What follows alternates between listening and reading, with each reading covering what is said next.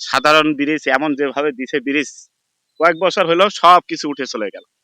কিভাবে যে করলো, কিভাবে না করলো সে আল্লাহ পাকে জানে। এই যে একটা গাড়ি সেদিনকে প্রায় পড়ার অবস্থা, লোকজন ছিল বিধায় এই গাড়িটা বাঁচে গেছে।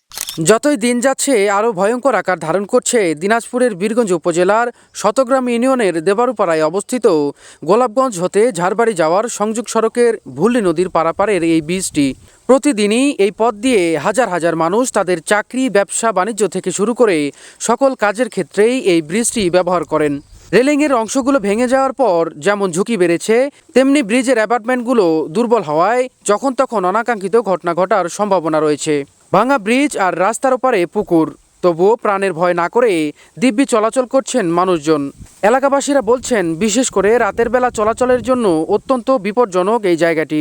ব্রিজটির এমন বেহাল দশার দৃশ্য স্থানীয় সরকার কিংবা উপজেলা প্রশাসনের নজরে রয়েছে কিনা তা নিয়ে সন্দেহ রয়েই যায়।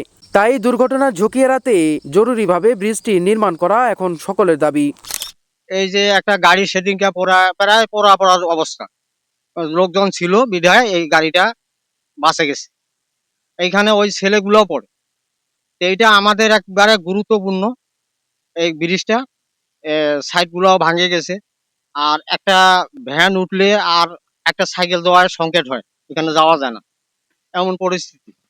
যাই হোক, যদি সরকার বা আমাদের মাননীয় এমপি সাহেব আমাদের এইটা যদি দয়া করে রাস্তাটা সহ করে দিত, তাহলে আমাদের দেবরপাড়া, ধুলাউড়ি, কাশিমনগর এদের জন্য ঝাড়বাড়ি মোটামুটি পুলহাট থাকে, লোক এই রাস্তায় চলাচল করে।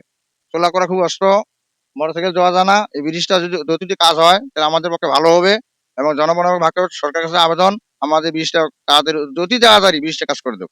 যদি শীঘ্রই এই ব্রিজটা কাজ হয় তাহলে এলাকার বাসীর উন্নয়ন ভালো হবে, ব্রিজটা দিয়ে যাতায়াত করতে পারবে। এমনি দোয়াইশা করে রাস্তাঘাট দেখছি খারাপ, হ্যাঁ, পুলটা দিলে একটু ভালো হয়, এইটাই আমার আবেদন। বহুদিন থেকে যাতায়াত করি, এই ব্রিজ ভাঙে গেছে, এখন যদি আরো ভাঙে যায় তাহলে আমাদের ঝাড়বাড়ি যাওয়া বন্ধ। আমরা দিনে 2 থেকে 3 বার ঝাড়বাড়ি যাতায়াত না গেলে আমাদের চলে না। আসলেই খুব ঝুঁকিপূর্ণ অবস্থায় রয়েছে। যে কোনো মুহূর্তে কোনো ছোট বাচ্চা একটু যদি তার রেলিং এ উঠে, তাহলেই সে যে কোনো মুহূর্তেই পড়ে যেতে পারে। এজন্য আসলেই খুব দ্রুত এগুলো মেরামত করা জরুরি। সাধারণ ব্রিজ এমন যেভাবে দিছে ব্রিজ, কয়েক বছর হলো সবকিছু উঠে চলে গেল। কিভাবে যে করলো, কিভাবে না করলো সে আল্লাহ পাকে জানে। কিন্তু আসলে এই ব্রিজে চলাফেরা আমাদের জন্য ঝুঁকিপূর্ণ।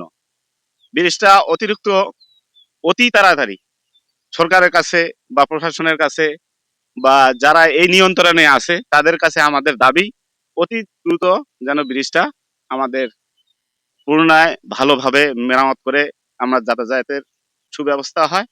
এই জন্য আমরা তাদের কাছে দাবি জানাই। দর্শক, এই ধরনের আপনার সমস্যা ও সম্ভাবনা এবং সফলতার বিভিন্ন দিক নিয়ে আমরা প্রতিনিয়ত নিউজ করে থাকি। নতুন নতুন সংবাদ পেতে চ্যানেল বীরগঞ্জ 24 এর পাশে থাকবেন, আজকের বসুন্ধরার পাশে থাকবেন।